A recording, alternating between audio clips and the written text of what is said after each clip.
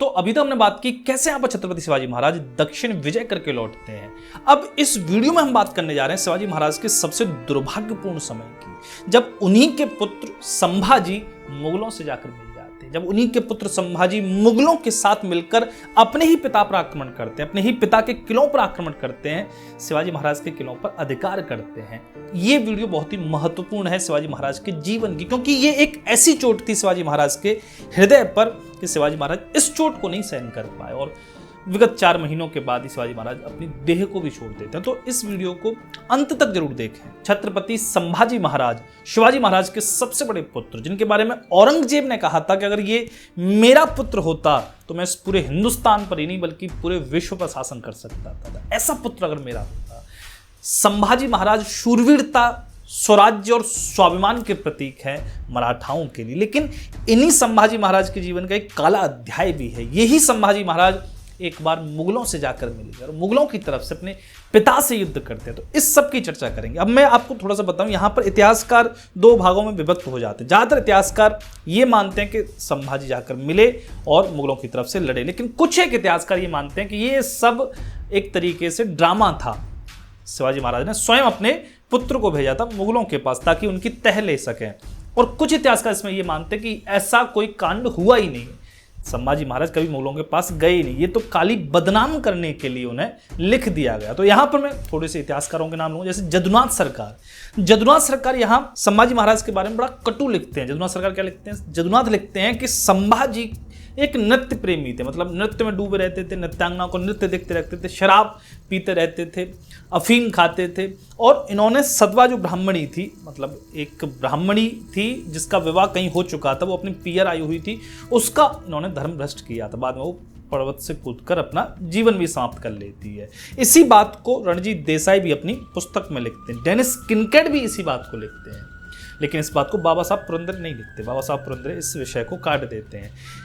ऐसी कुछ एक घटनाएं आपको महाराष्ट्र में भी जानने को प्राप्त होंगी, और भी बहुत सारे इतिहासकार इस घटना का वर्णन करते हैं कि संभाजी महाराज का एक ब्राह्मणी के साथ प्रेम हो जाता है, लेकिन जैसे ये बात शिवाजी महाराज को पता चलती है तो वो ब्राह्मणी वहां पर्वत से कूदकर अपना जीवन समाप्त कर लेती है। तो बहुत सारी चर्चाएं संभाजी महाराज के बारे में। डेनिस किनकेड तो ये लिखते हैं कि अगर संभाजी महाराज का अंत औरंगजेब के द्वारा इस तरीके से न होता तो संभाजी महाराज को हम शिवाजी महाराज के पुत्र के रूप में ऐसे याद करते कि संभाजी पाप स्वरूप पैदा हुए थे शिवाजी के। जैसे जदुनाथ सरकार लिखते भी हैं कि शिवाजी महाराज का जो पाप था वो संभाजी के रूप में प्रकट हुआ। शिवाजी महाराज इतने ज़्यादा प्रताड़ित हो चुके थे अपने ही पुत्र से। तो कई सारे इतिहासकारों के आपको लेख इस तरीके से जानने को मिलेंगे संभाजी महाराज के बारे में। इनका पूरा विस्तार से जीवन चरित्र में आगे आप सभी को जरूर बताऊंगा, क्योंकि कैसे ये संभाजी महाराज राजा बनते हैं, कैसे छत्रपति बनते हैं और कैसे यहाँ औरंगजेब से लड़ाई करते हैं। तो ये बड़ा ही महत्वपूर्ण चरित्र है संभाजी महाराज का। लेकिन उनका काला अध्याय जब वे मुगलों से जाकर मिल गए। संभाजी महाराज 2 वर्ष के थे जब उनकी माता की मृत्यु हो जाती है, तो माता जीजाबाई के संरक्षण में शिवाजी महाराज का लालन पालन होता है। लेकिन जो शिवाजी महाराज की दूसरी पत्नी थी सोयराबाई, वो यहाँ संभाजी महाराज से बड़ा कटुता रखती थी। सोयराबाई यंत्र तंत्र करती रहती थी, योजनाएं बनाती रहती थी कि कैसे भी संभाजी को नीचा दिखाया जाए, संभाजी को कैसे भी शिवाजी महाराज की आंखों में एक बुरी इमेज उनकी क्रिएट की जाए, और वो इसमें कामयाब भी हो जाती है। शिवाजी महाराज एक बार बीमार पड़ते हैं तो पूरे राज्य में खबर फैल जाती है कि उन्हीं के पुत्र ने उन्हें विष दे दिया, जहर दे दिया, मतलब संभाजी ने ही शिवाजी महाराज को विष दे दिया और इससे उनकी मृत्यु हो गई। अंग्रेजों ने तो लेटर भी इशू कर दिए थे कि शिवाजी महाराज की मृत्यु होगी, उनके बेटे ने उनको जहर दे दिया। तो सोयराबाई बड़ी कटुता रखती। सोयराबाई क्या चाहती थी?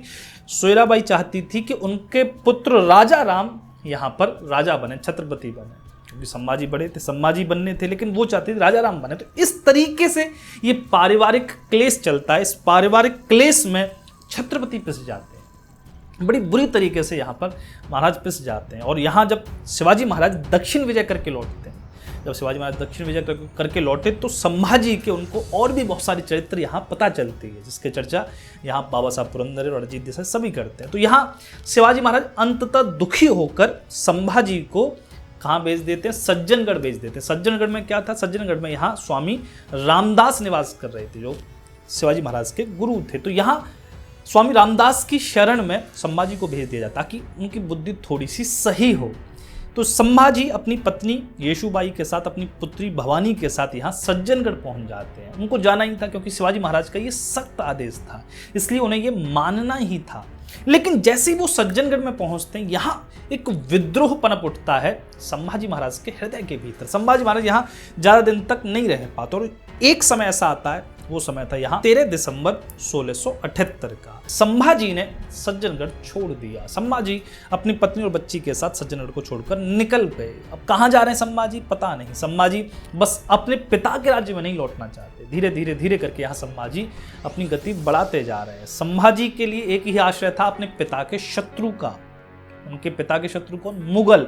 मुगलों में वहां कौन बैठा था? दिलेर खां। दिलेर खां यहाँ दक्कन पर चढ़ाई करके बैठा हुआ है, तमाम उसकी फौज पड़ी हुई। दिलेर खां पहले भी आया था, राजा जय सिंह के समय भी आया था। ये बार बार आक्रमण करता रहा है शिवाजी महाराज पर। तो यहाँ दिलेर खां के पास जा रहे हैं संभाजी। जैसे ये खबर शिवाजी महाराज को पता चली, महाराज ने यहाँ तमाम सैनिक दौड़ाए, मराठे दौड़ाए, लेकिन संभाजी की चाल तेज थी। संभाजी पहले यहाँ एक पत्र लिख चुके हैं दिलेर खां को। दिलेर खां ने इखलास खां के साथ 4000 सैनिक भेजे संभाजी महाराज का स्वागत करने के लिए। दिलेर खां को लग रहा था संभाजी नहीं बल्कि स्वयं शिवाजी चलकर आ रहे हैं।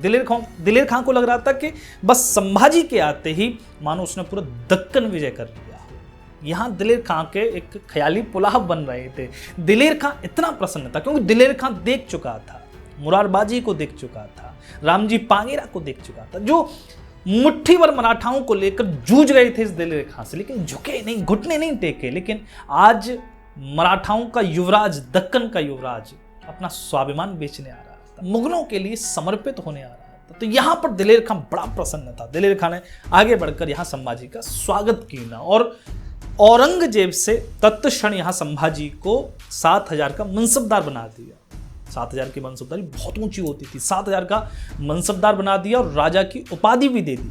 मतलब औरंगजेब ने यहाँ संभाजी को राजा की उपाधि दे दी। नहीं, औरंगजेब क्या चाहता था? औरंगजेब ये सोच रहा था दिलेर खां के साथ कि ये मराठा 2 भागों में विभक्त हो जाएंगे। मतलब आधे सरदार यहाँ संभाजी के साथ आ जाएंगे, आधे शिवाजी महाराज के साथ लड़ेंगे। तो ऐसे करके मराठा बट जाएंगे और हम आसानी से इन पर विजय कर लेंगे। लेकिन वो भूल गया था कि यहाँ पर शिवाजी महाराज हैं जिनके एक आदेश पर लाखों वीर मराठा अपना सर काट कर चढ़ा सकते हैं।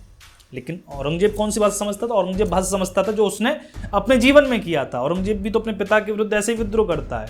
बहुत सारे सरदार उसी के पिता के उसके साथ आकर मिल जाते हैं, तो उसे यही लग रहा था। लेकिन यहाँ पर शाहजहां नहीं, स्वयं छत्रपति शिवाजी महाराज थे। यहाँ संभाजी महाराज पहुंचते हैं। दिलेर खां उन्हें अपने हृदय से लगा देता है। दिलेर खां के साथ यहाँ संभाजी महाराज 4 महीने तक रहते हैं।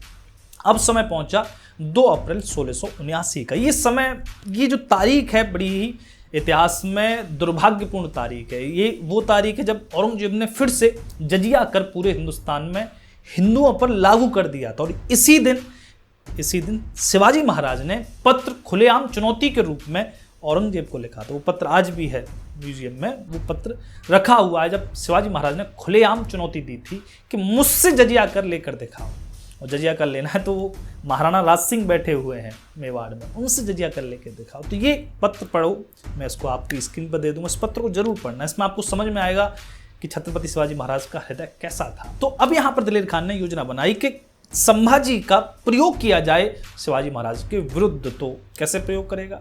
दिलेर खां अब आक्रमण करने वाला था शिवाजी महाराज पर, उन्हीं के पुत्र को लेकर। भूपालगढ़ पर पहला आक्रमण यहाँ दिलेर खां ने संभाजी महाराज को लेकर किया। भूपालगढ़ पर उस समय जो कमांडर थे वो थे फिरंगोजी नरसाला। फिरंगोजी नरसाला एक बड़े ही शूरवीर व्यक्ति थे। शिवाजी महाराज को उनके बचपन से यहाँ फिरंगोजी ने देखा था। संभाजी को तो उन्होंने अपनी गोद में खिलाया था। फिरंगोजी नरसाला ने बहुत युद्ध लड़े थे मुगलों से, लेकिन किलों को नहीं जीतने दिया। किलेदार बड़े ही सशक्त थे फिरंगोजी नरसाला। तो यहाँ पर भूपालगढ़ में अपने वीर मराठाओं के साथ फिरंगोजी विराजमान है। आक्रमण होता है यहाँ मुगलों का। तोपें खोल दी गई मुगलों की ओर से। यहाँ फिरंगोजी ने भी अपनी तोपें मुगलों की ओर कर दी। दोनों ओर से यहाँ तोपों की मार होती है, दोनों ओर से यहाँ तोपें आग उगल रही हैं। बड़ा भयंकर युद्ध चल रहा है। मुगल उस गढ़ में प्रवेश करने की कोशिश कर रहे हैं, लेकिन यहाँ वीर मराठा जूझ रहे हैं फिरंगोजी के साथ। और इसी में 15 दिन गुजर जाते हैं, लेकिन 15 दिन में भोपालगढ़ की एक ईंट भी नहीं उखड़ती मुगलों से। यहाँ दिलेर खां का प्रवेश नहीं हो पा रहा है भोपालगढ़ में। 15 दिन बीत गए, लेकिन आगे के 15 दिन में भी उसको नहीं लग रहा कि वो प्रवेश कर पाएगा। अब यहाँ पर उसने संभाजी को ये मुहिम सौंप दी। वो जानता था कि संभाजी इस किले में प्रवेश कर सकते। दूसरे दिन की यहाँ भोर होती है। मुगलों के अधिपति बनकर यहाँ संभाजी भूपालगढ़ पर आक्रमण करते हैं। आगे आगे संभाजी, पीछे मुगल थे, दरवाजे से जाकर भिड़ गए। उस गढ़ के दरवाजे पर यहाँ संभाजी जूझने लगे। उस गढ़ के दरवाजे पर संभाजी मुगलों को लेकर जूझ रहे हैं, उसमें प्रवेश करने की कोशिश कर रहे हैं। लेकिन जैसे ही फ्रंगोजी ने संभाजी को देखा, जानते थे संभाजी को, बचपन से उन्हें अपनी गोद में खिलाया था, कैसे वे संभाजी की ओर अपनी तोप का मुंह कर दें। वे युवराज थे मराठाओं के, छत्रपति का हृदय थे, चाहे वो किसी भी ओर से लड़ रहे थे, लेकिन तोप का मुंह उनकी ओर तो नहीं किया जा सकता। तो यहाँ फ्रंगोजी स्तब्ध रह जाते हैं। फ्रंगोजी यहाँ समझ नहीं पाते, किंग कर्तव्य विमूढ़ हो जाते। पत्थर का हृदय रखने वाले थे फ्रंगोजी, लेकिन यहाँ पर वे पिघल गए। यहाँ पर संभाजी के सामने वे झुक गए। संभाजी ने यहाँ फ्रंगोजी को आदेश दिया कि ये गढ़ हमें समर्पित कर दो। यहाँ पूरे दिन युद्ध चलता है। फ्रंगोजी इसी विमूढ़ता में पूरा दिन गुजार देते हैं। अंततः यहाँ फ्रंगोजी निश्चय करते हैं कि तो संभाजी गढ़ मांग रहे हैं, संभाजी जो कि युवराज है मराठाओं के, तो फिर गढ़ का स्वामी गढ़ मांग रहा है, तो गढ़ समर्पित कर देना चाहिए। और यहाँ पर फ्रंगोजी ने सबसे बड़ी भूल कर दी। यहाँ रात्रि जैसे उपस्थित होती है, फ्रंगोजी विट्ठल पंत के साथ उस गढ़ को छोड़ देते हैं। बाकी मराठाओं को आदेश देते हैं कि कल सुबह गढ़ का दरवाजा खोल दिया जाए। तो यहाँ पर फ्रंगोजी, विट्ठल पंत दोनों कहाँ पहुंचे? शिवाजी महाराज के पास। और दूसरे दिन यहाँ पर मराठा उस गढ़ का दरवाजा खोल देते हैं संभाजी के लिए। लेकिन संभाजी के पीछे मुगल थे। मुगलों का प्रवेश यहाँ होता, दिलेर खां का प्रवेश यहाँ होता। 700 वीर मराठा सैनिक इस भूपालगढ़ में थे। यहाँ दिलेर खां ने ऐसा अत्याचार किया ना कि उन सभी 700 सैनिकों का एक एक हाथ कटवा दिया, ताकि वे फिर से कभी मुगलों के विरुद्ध युद्ध न लड़ पाए। लेकिन संभाजी रोकते रहे। संभाजी देख पा रहे थे मुगलों की क्रूरता को, वे देख पा रहे थे कि मराठा और मुगल दोनों में बहुत अंतर है। लेकिन यहीं तक नहीं रुका दिलेर खां। दिलेर खां ने क्या किया?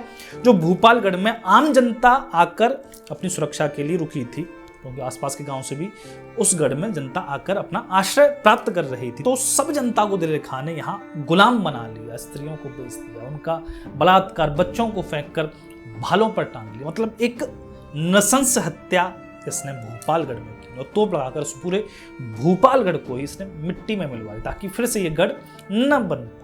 यहाँ पर संभाजी महाराज देखते रहे।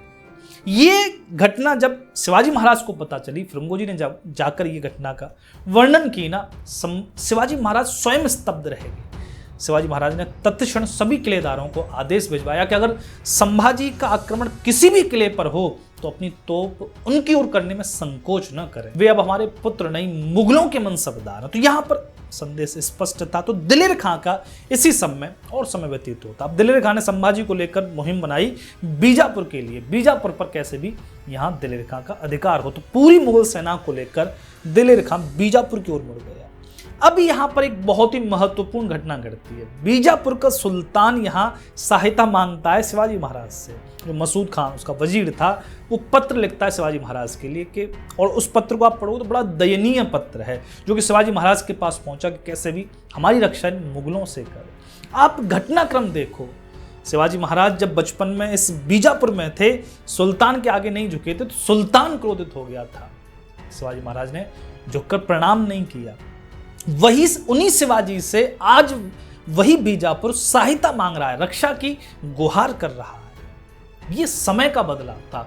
मैं समझता हूं शिवाजी महाराज की सबसे बड़ी विजय यही थी कि बीजापुर उनसे सहायता मांग रहा है, बीजापुर उनसे सहायता की गुहार कर रहा है। छत्रपति ने यहाँ 10,000 सैनिक तत्क्षण आगे भेज दिए। बाद में शिवाजी महाराज भी सेना लेकर जाते हैं। फिर द्वंद्व चलता है। यहाँ दिलेर खां को रौंद दिया जाता है, बीजापुर की रक्षा होती है।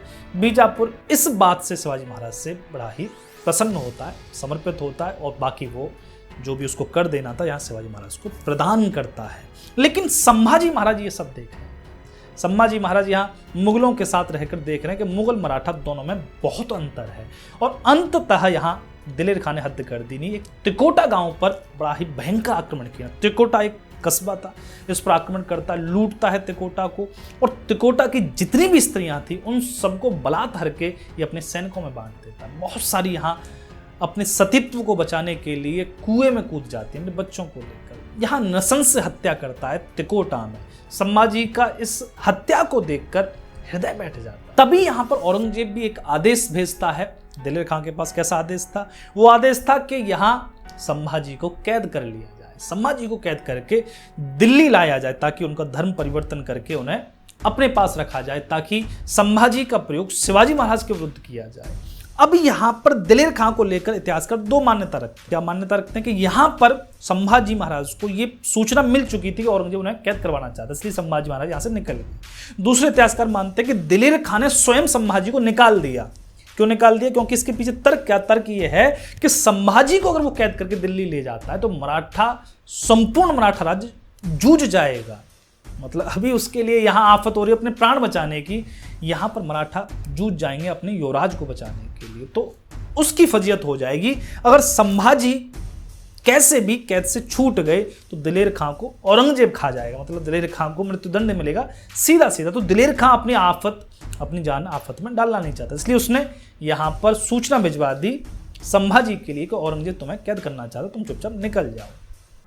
दूसरे इतिहासकार ये मानते हैं कि यहां पर संभाजी को यह सूचना मिल गई थी, इसलिए संभाजी एक रात अपनी पत्नी के साथ यहां से निकल जाते हैं, सीधे बीजापुर की सीध करते हैं। बीजापुर में उनका स्वागत होता है क्योंकि उनके पिता ने बीजापुर को भी बचाया था, तो बीजापुर में उनका स्वागत होता है। बीजापुर से भी निकलकर अपने ही मराठा वीरों के साथ मिलते हैं और बाद में फिर वे पन्हला किले पहुंचते हैं। जैसे शिवाजी महाराज को खबर मिली कि संभाजी महाराज लौट आए, छत्रपति यहां पन्हला किले की ओर दौड़ पड़ते हैं। 1 साल रहे हैं संभाजी महाराज मुगलों के शिविर में, मतलब गए थे 13 दिसंबर 1678 को और लौटे कब?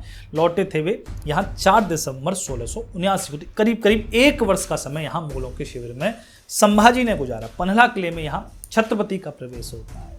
संभाजी चरणों से ले पड़ जाते हैं। यहाँ पर छत्रपति बड़ा ही कठोर निर्णय लेते हैं क्योंकि शिवाजी महाराज समझ चुके थे उनका जीवन अब ज्यादा नहीं है, उनका स्वास्थ्य इतना गिर रहा था कि उनको बताती कि वे ज्यादा जीवित नहीं रहेंगे। तो यहाँ पन्हला किले में वे कठोर निर्णय लेते हैं। कैसा?